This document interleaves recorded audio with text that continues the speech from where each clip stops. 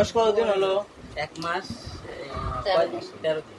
গত মাসে চায়না গেছিল তখন বলছিল ভাই তখন এটা খুলে পড়া দাও, এটা খুলে পড়া দাও, খুলে পড়া দাও। এটার উপরে পড়ে। কাঁধে কম না কাঁধে কম নাকি ঘুমাচ্ছে? এই যে বাচ্চারা একটু কাঁধে কম না তখন তো 2-4 বার কান্না হওয়ার কথা।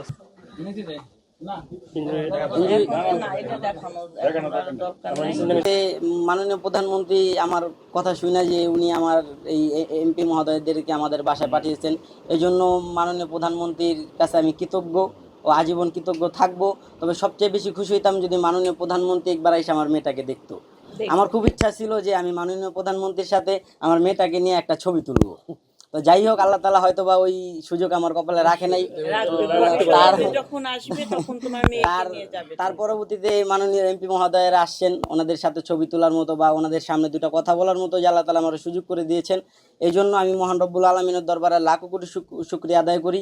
ও মহান রব্বুল আলমিন আমার যে এত বড় একটা ইনজুরি হওয়ার পরও যে আমার আল্লাহ তাআলা পরপর তিনটা অপারেশন হওয়ার পর যে আল্লাহ তাআলা আমার বাঁচিয়ে রাখছেন, আমার যে হায়াত ছিল বা আমার আল্লাহ তাআলা বাঁচিয়ে রাখছেন, আপনাদের এই মিডিয়ার সামনে আজকে কথা বলার মতো সুযোগ করে দিয়েছেন, যাদের মাধ্যমে আমি তাদের প্রতিও আজীবন কৃতজ্ঞ।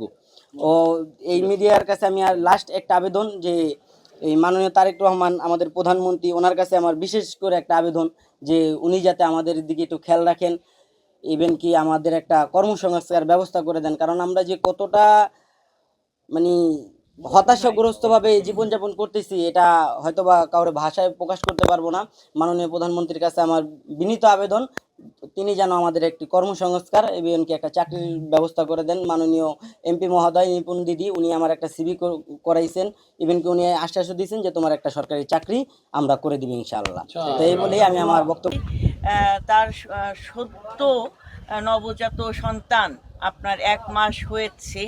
তিনি যখন চায়না সফরে গিয়েছিলেন, রাষ্ট্রীয় সফরে, তখন তিনি শুনতে পেয়েছেন যে সুজনের কন্যা সন্তান হয়েছে এবং সে প্রধানমন্ত্রীর কাছে তিনি তাকে তার বার্তা মানে সুসংবাদের বার্তা পৌঁছে দিয়েছেন এবং দোয়া চেয়েছেন। মাননীয় প্রধানমন্ত্রী তাৎক্ষণিকভাবে তিনি সিদ্ধান্ত গ্রহণ করে এই বিএনপি পরিবারকে পাঠিয়েছেন কেরানীগঞ্জে সুজনের পরিবারের পাশে এই সুখটা আনন্দটাকে ভাগাভাগি করে নেওয়ার জন্য।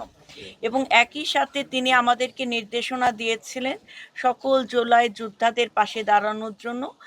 আমিও তখন কারাগারে ছিলাম 24 জুলাই আন্দোলনে। কারাগার থেকে বের হয়ে আসার পরে যখন সুজনের কথা জানতে পেরেছি, তখন তার পরিবারের পাশে তার পাশে আমি নেতৃবৃন্দদেরকে পাঠিয়েছি। কিছুদিন আগেও এসেছে। সার্বক্ষণিক আমরা চেষ্টা চালিয়ে যাচ্ছি এই জুলাই যোদ্ধাদের পাশে থেকে তাদের নতুন জীবন যেন পুনরায় আবার শুরু করতে পারি, সেই সম্ভাবনাময় ভবিষ্যতে পাশে যেন আমরা সকলে থাকতে পারি, তার জন্য আমরা চেষ্টা চালিয়ে যাচ্ছি। কর্মী প্রত্যেকটা সংগঠন সব জায়গায় কিন্তু আমরা মানবতার কাজ করে যাচ্ছি এবং ওনার মানবতার যে নিদর্শনগুলো আমরা দেখছি, যে নিদর্শন দেখছি, এর অতীতে কখনো আমরা দেখিনি।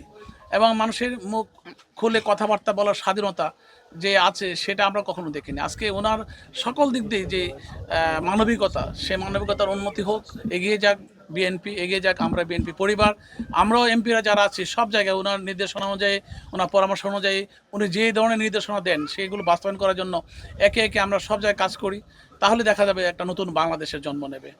আজকে যে বাংলাদেশটা আমরা দেখতে পাচ্ছি সেই বাংলাদেশটাই দেখা যাচ্ছে যে একটা ছোট্ট একটা টিকটকার বা ছোট্ট একটা কন্টেন্ট ক্রিয়েটর একটা মন্তব্য করলো, ওনার চোখে আসলে দেখা যায় যে সেটা নিয়ে আমরা রিয়্যাক্ট করি না। আমরা করি কি, তার একটা ব্যবস্থাপনা করি, একটা ম্যানেজমেন্ট করি, যেটা আগে ছিল না।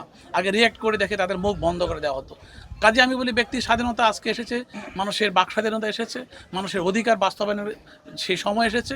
আপনারা দোয়া করবেন মাননীয় প্রধানমন্ত্রীকে আল্লাহ দীর্ঘায়ু করুক, যাতে করে আমরা ওনার নেতৃত্বে আগামী দিন এই কাজগুলো চালিয়ে যেতে পারি। এটা একটা জাস্ট একটা উদাহরণ। এরকম কিন্তু আমরা ওনার নির্দেশে হাজার হাজার কাজ করেছি, কিন্তু আমরা নিউজে কখনো আসিনি, কারণ উনি কখনো প্রচার পক্ষে না, প্রচার বিমুখ মানুষ।